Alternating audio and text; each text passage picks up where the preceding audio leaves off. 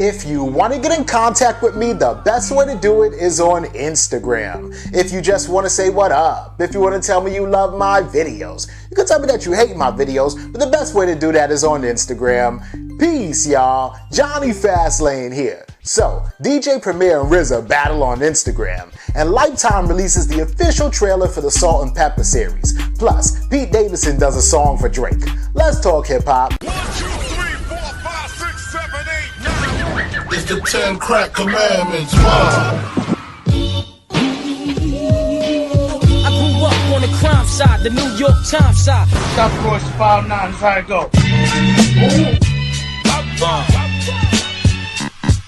I'm gonna stay in Brooklyn with it. You can't even say that. Shimmy, shimmy, y'all, shimmy, yeah, shimmy, yeah. Like this. Yeah. Rappers are monkey flipping with the funky rhythm I be kicking. Nothing happened. If you want beef, then bring the bucket. Wu-Tang Clan ain't nothing to fuck with. So that was a masterpiece, G.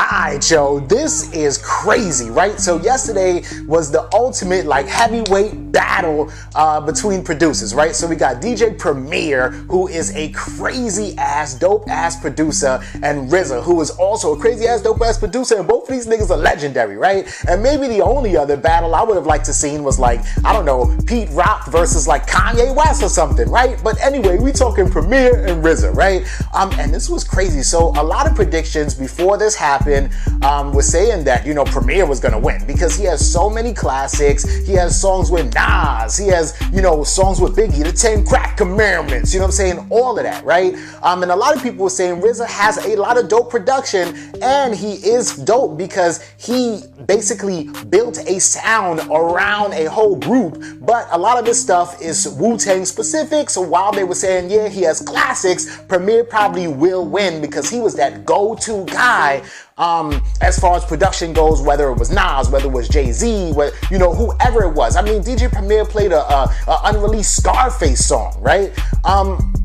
But after watching the battle, man, I'm gonna have to say that in my personal opinion, that Rza won, man. Rza has mad hits, and he had other production, credits besides a bunch of Wu-Tang stuff. But yeah, of course, he played mad Wu-Tang shit, and a lot of Wu-Tang stuff is classic, from Wu-Tang Clan Ain't Nothing to Fuck With, to Cream, to All I Need with Mary J. Blige and Method Man. He was playing songs that he had produced for Redman. He was going in, and he was playing other music too. He played some Nas shit, right? He played other stuff, right? It was just ill as hell, right?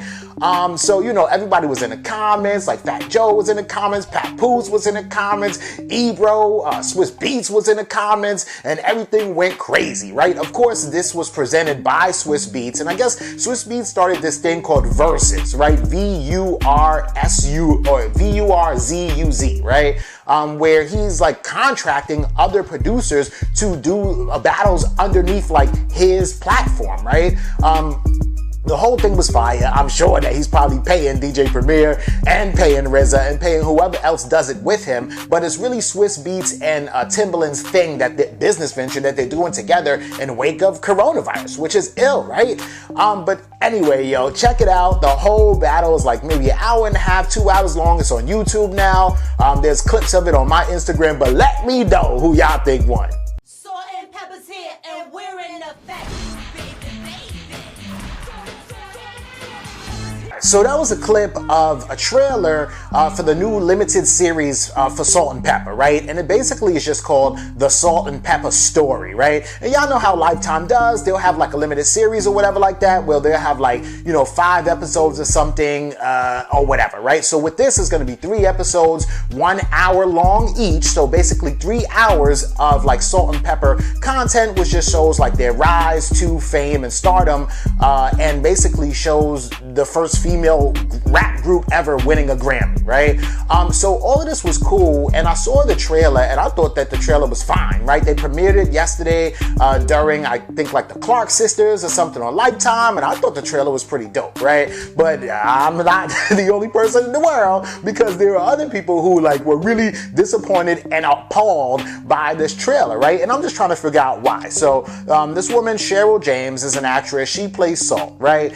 Sandra Denton, she plays Pepa, right? I think that, you know, the girl that plays Salt looks like Salt a lot, right? I think that the girl that plays Pepa maybe doesn't look like Pepa all that much, right? And also the woman that plays Spinderella doesn't really look like Spinderella all that much. I don't know if people were upset because they felt like all three of the women were too light-skinned and only Salt should have been light-skinned, or whatever the case may be.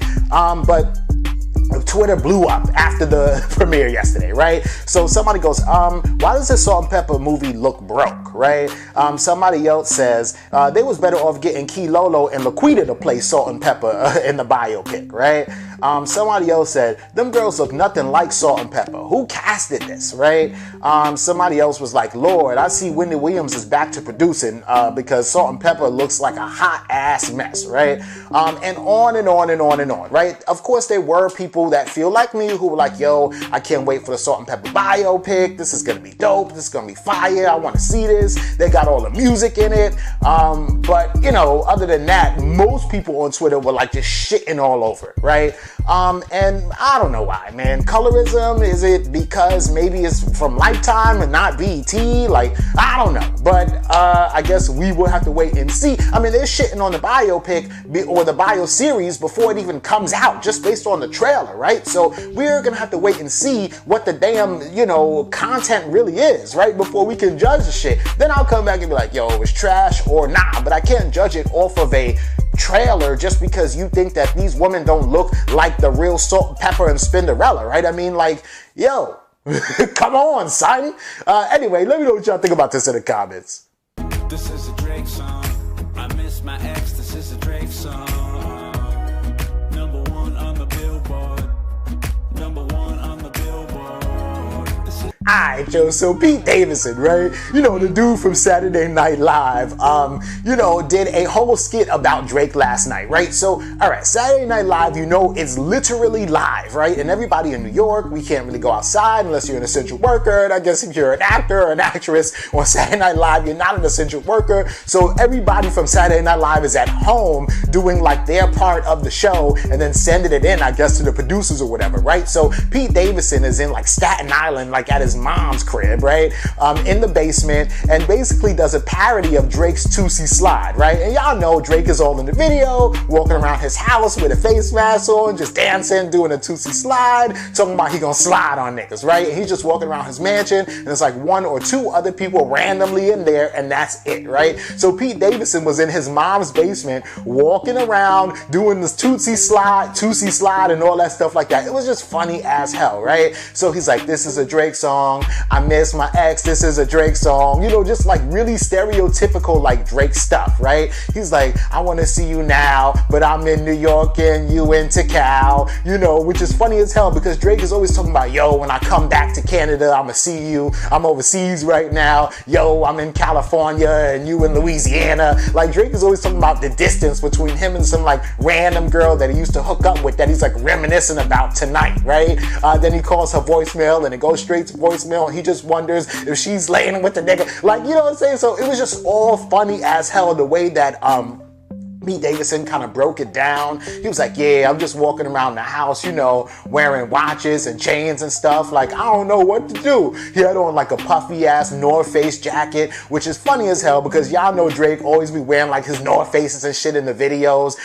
It was all funny, all cool. But Pete Davidson, instead of doing like a parody of like an of a Drake song that was already out, he actually made a whole original like song. So he wrote it, rapped it, everything, which is crazy.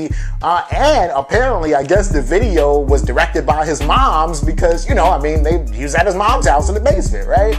So it was funny as hell, man. Check it out. Let me know what y'all think about this and everything else in the comments down below. Don't forget to like, comment, share, subscribe. Make sure you hit that notification bell. Follow me at Johnny Fastin on Instagram, and y'all already know what to do. Peace.